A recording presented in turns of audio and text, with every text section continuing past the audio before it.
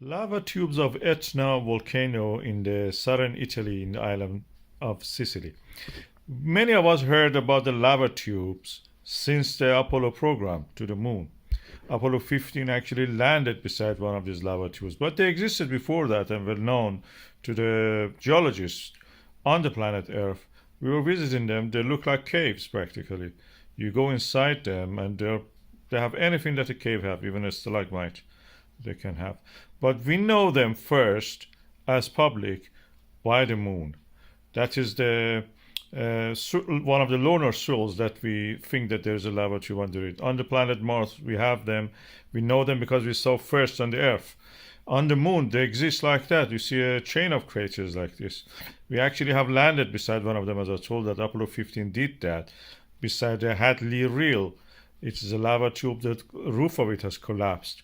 We even went beside it and just had these lovely pictures, accurate pictures showing layering of lava on the wall of this lava tube. Only 1 kilometer wide. It is quite big in the Earth standards. In the Etna, Mount Etna, we have these lava tubes. Recent eruption of the Mount Etna was not pyroclastic or anything. We had lava flows. These lava flows were flowing out of one of the flanks of the volcano, and they were most of the course they were hidden. You could not see them at the surface. When they come out and they flow toward the lower ground, that's where they will become visible as lava flow. You have seen videos of them and photographs of them in our channel a lot.